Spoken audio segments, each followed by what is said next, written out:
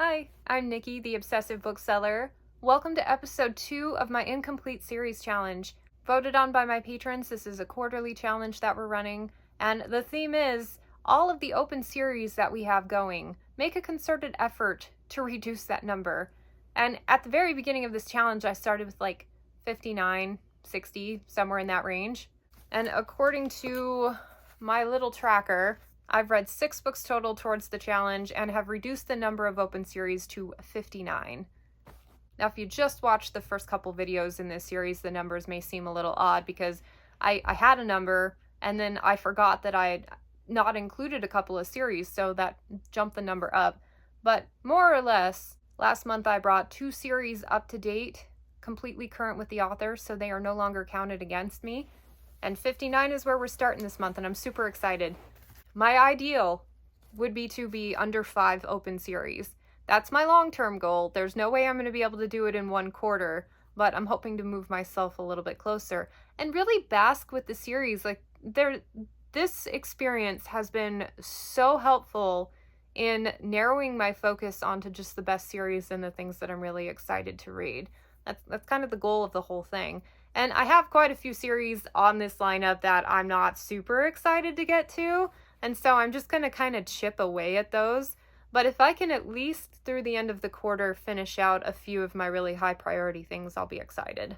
With that in mind, meet my little gobber friend. I've got a whole bunch of tickets in here for random draw. All of the books behind me are my open series right now. And pink ones in here are the really, really good ones. The ones I'm super excited to get to. And then as you go down the color gradient, the closer we get to yellow, the more I really don't want to read the books. So this is my favorite part. I have been itching for a couple weeks to figure out what I'm going to be reading next. So we are going to pick dark orange. That's not bad. October Day. I don't know why this one is on a second best tag. October Day is an urban fantasy by Shenan McGuire. I really like the author's Wayward Children series. I liked the first book, Rosemary and Rue, but book 2 I really didn't like. Book 3 was slightly better. Where do I have it? Oh, okay. Here's my little placeholder. This will be book 4. And I don't know, I'm stubbornly coming back to the series because I know that I like the author generally. And urban fantasy series have a tendency to get better as they go. Like, if I had stopped Kate Daniels at book 1 with a 2-star rating, I would never have experienced the amazingness that is Ilona Andrews. So you got to keep going. Even Dresden Files, like, I really didn't like it until book 5 or 6. So thank goodness for challenges like this to help push the needle forward on some of these series that I don't know if I would have tended to otherwise. So, okay, Late Eclipse, totally different than everything else I'm currently reading. I think it'll be doable. And speaking of, right now my current read is Rhythm of War by Brandon Sanderson. This is book 4 in the Stormlight Archive series. And as book 5, Wind and Truth, comes out this winter, I am doing a reread. I often read at least one of them again before the new release, but sometimes 2. But this time around I decided just 1 book reread.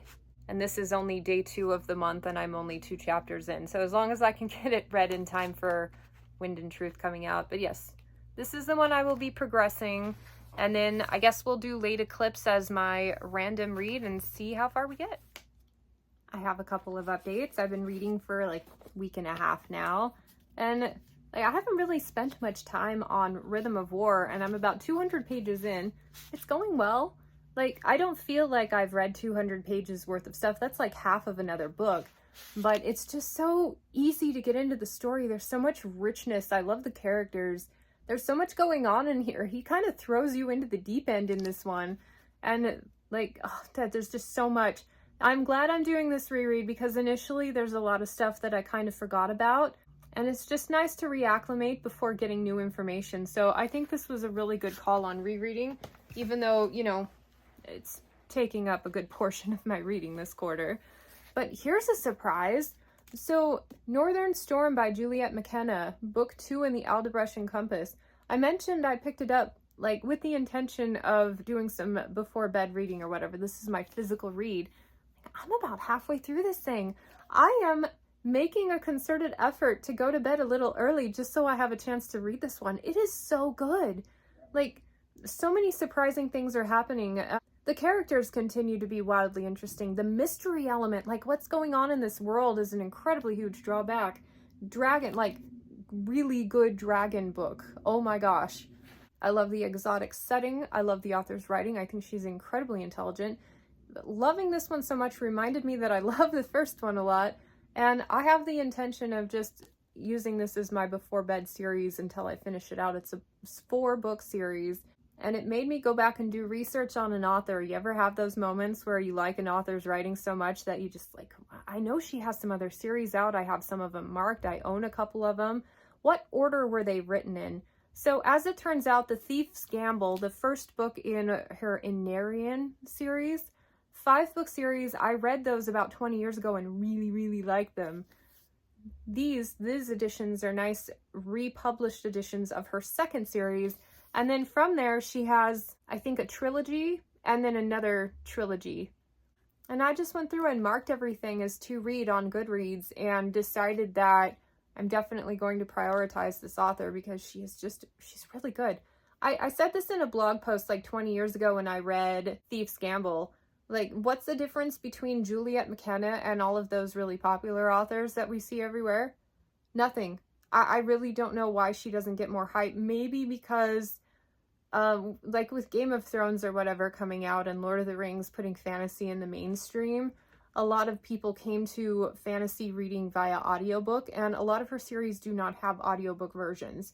And so it's harder for the crowds that don't actually read physically to recommend and hype whatever, because there are so much abundance, right? So hard to prioritize everything. And so if something is going to require a lot more effort, it automatically gets like a back seat, right? These are great. If you don't mind physical reads, I'm enjoying this series highly so far. And it's just, yeah, big surprise there. Not so much of a surprise, Late Eclipse by Shanann Maguire, my random draw pick, about halfway through this one, and I'm just not emotionally invested in this series. I like the author, I like her quirks. I think her creature creation and the character profiles that are in her books are wildly creative, like probably better than any other urban fantasy series that I've read. She really dives into different like types of beings and has this melting pot of so many different types of beings. And that makes it really interesting because I have no idea some of the lore behind them, where it's going. The main character, she's okay. The side characters, they're interesting. I feel like there are too many of them almost. Like, it's hard to keep track of everybody. But this is also a problem with me not having read the series quite back to back. There's been like at least 6 months to a year between books, and I really didn't like the second book. Threw me off, and so read the third book begrudgingly because I own all of them on audiobook. That's kind of why I'm pushing myself to read a little more in it. This book so far has been entertaining. Kind of on 3-star level, nothing to write home about yet, but at least it's entertaining, right? I don't think I will mind reading more books in the series, but I also don't think it's going to be a particularly high priority. And now we're going to transition into nonfiction corner, which, why not include them in this video? At least it kind of breaks up everything else that's going on.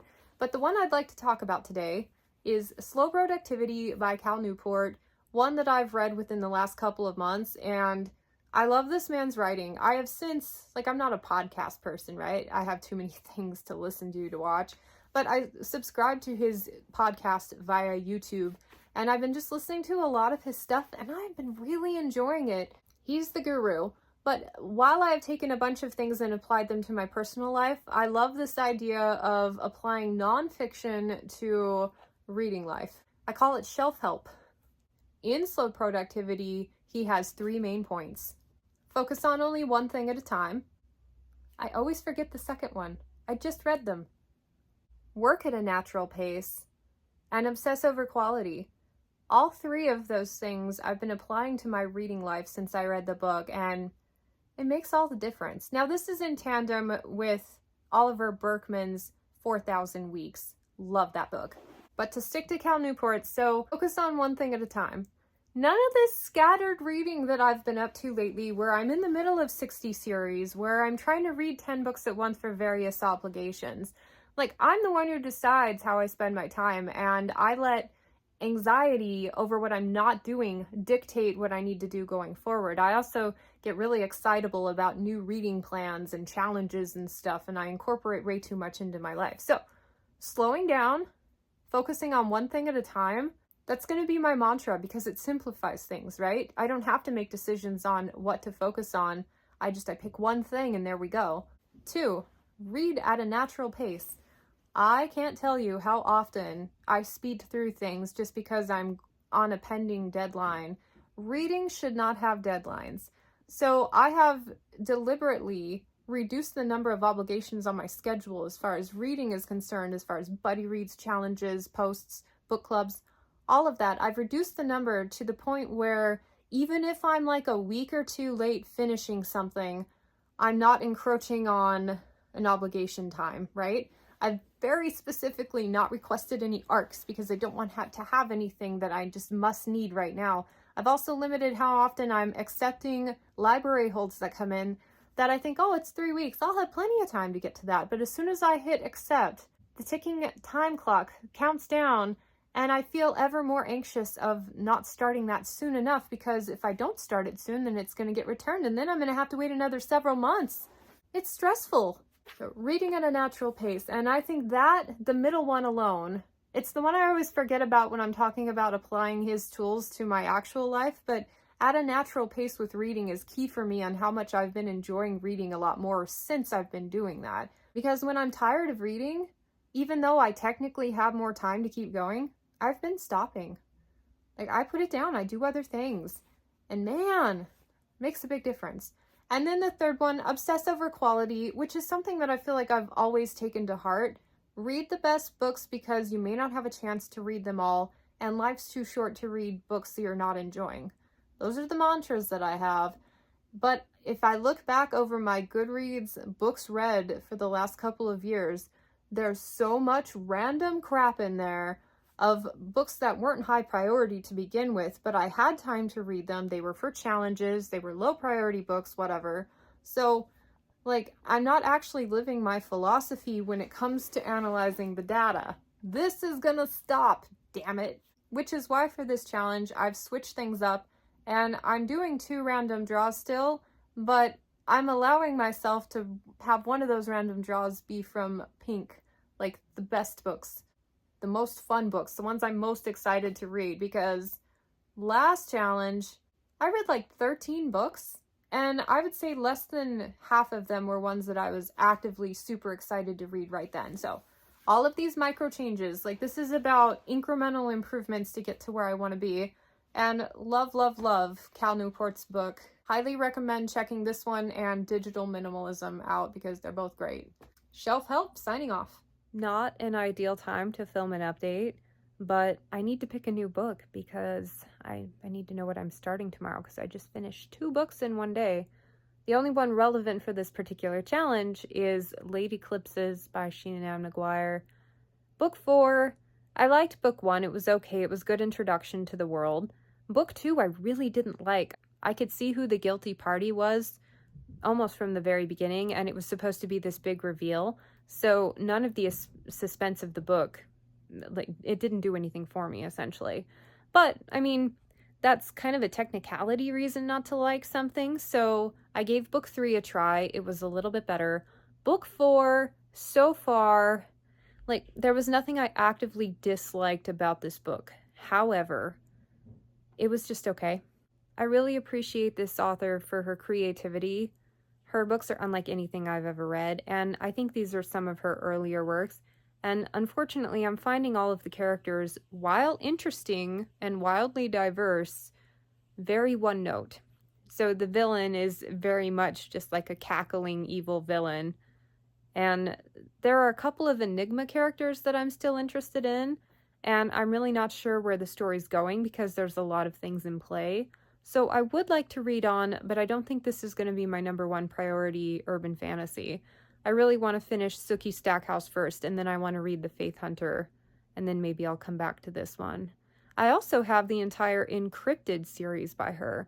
But see, here's the thing, like, this woman has completely dazzled me with some of the things she wrote in Wayward Children, And so I know that on some level she really can work for me. So I don't know. With this one, there was nothing I disliked about it. It was a fun read. It just didn't have a lot of substance, but it has potential. So I'm saying a 3 out of 5 star probably. So with that in mind, little gobber here. Now, per usual, or at least the new usual, I'm going to be picking and I'm going to be selecting a pink for sure. So that's kind of the way I'm making this project a little more sustainable for myself, is like you get one guaranteed fun read per project video. So, okay, we're gonna pick and we're gonna go with the pink.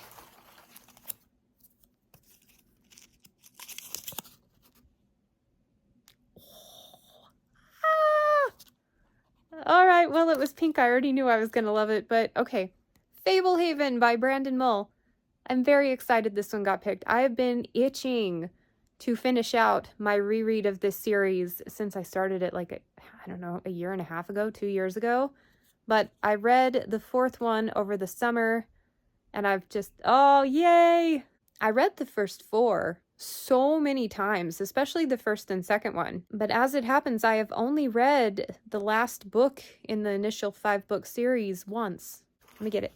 Yeah, I barely even remember how it ends, so this is going to be kind of like venturing into a new story. I don't know. There is something to be said for getting older and having a memory that sucks.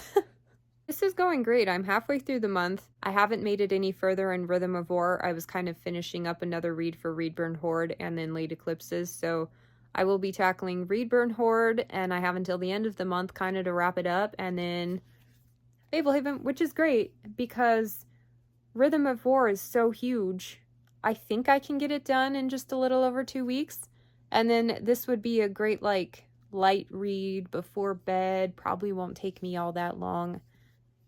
I'm going to do the audiobook this time. I think it's only like a 12-hour audiobook, so yay.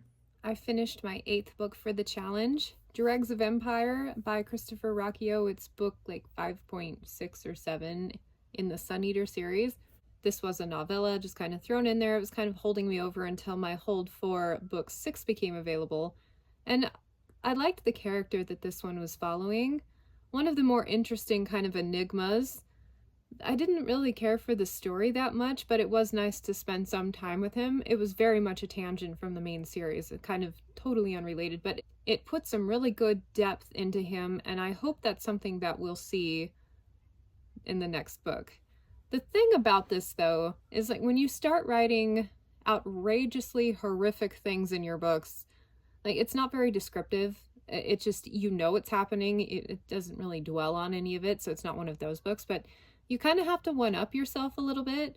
So if something truly awful happens to characters and then you're writing the next book, you're like, well, I already like played that card for shock value. I've got to see what I can do now that'll get the same effect. It's just like you're just constantly chasing that. And when you're chasing it with violent things, it's not very satisfying for me as a reader. I feel like you could get away with just having like a baseline level of horrible and then just revisiting that. But I found the content in this one a little unnecessary. Kind of deals with the prison where awful things are wont to happen, and it was setting an atmosphere. So it's not a very harsh criticism, but I'm just wondering what he's going to do next. Like, we're kind of out of options here until you start getting into taboo things, and I'm not quite sure that's within the scope of the current series. Whatevs. Anyway, I came away from that at about 3 out of 5 stars. It was something I enjoyed, but I'm probably not going to remember much about it. Now, that opens up. I have about 9 days before the end of this month, and so I will be picking up Keys to the Demon Prison, my random draw, Fablehaven, can't wait. Plenty of time to read that. And in the meantime, I have been making slow and steady progress with Rhythm of War. I love this series so much. I'm not gonna go off on it too much, but I really love that I am a third of the way through this, and it really doesn't feel like I've spent any time on it at all. It's so relaxing and fun. Yeah, 360 pages. I've basically finished another book. There's no way I'm going to have Rhythm of War wrapped up before the end of the month, but at the very least, we will get this one done so I can clean my slate a little bit to start the final month in this quarter's challenge. I finished Fablehaven. Don't need that anymore. I love this series. I've only read this one once. I had read the first 2 or 3 like half a dozen times, so many times. But this one I'd never gotten around to except for that very initial read. And there was actually a lot of things that take place in Dragon Watch that were only introduced in this book here, which might be why I felt a little disconnected to Dragon Watch, because I didn't remember a lot of the stuff when I started it. I will be continuing that one eventually, but I'm going to treat it like starting a series over again. So I'm not going to touch it until I've reduced the amount of outstanding series considerably. But this is great. This was a really good culmination for a series. I really love all the magical creatures in this one. I will say the reason I stopped reading Dragon Watch, which is a follow-up of 5 books beyond the initial Fablehaven, is that it got too repetitive for me. Like, meet a monster, negotiate with it, maybe fight it, but usually it's like these really ad nauseum, lengthy discussions where they cover all of their bases and they made sure they won't get screwed on a deal or whatever. So a lot of that is in here, especially in the end half, and it's like he discovered that having his characters negotiate with monsters is actually a lot more fun than having them just battle them. Whereas I am on board for a lot of the sense of discovery and the adventure. Let's go explore some new places. And we did a lot of that throughout this entire Fablehaven series. Dragon Watch I'm going to have to reevaluate when I get there, but I just remember a lot of talky and not a whole lot of fun stuff. And then when you do go explore a new place, he just tells you about what's going on the periphery. He doesn't actually like make you feel immersed in it like he does with this initial set. So, rant over. Love this one. 5 stars for nostalgia's sake. Like, I don't give out solid 5 stars unless it's something that goes on my all-time favorites list, so like 4.5. But the series as a whole is definitely a 5 star. I'm really glad. I love the fact that I am picking pink ones at least once per challenge video because I'm having so much fun with reading.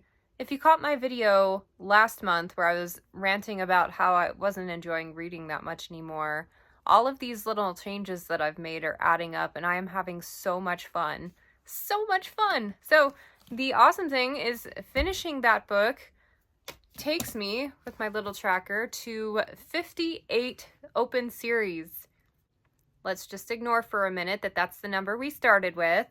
58! I'm very proud of this, and that marks the 9th book that I've read for this challenge so far since it started.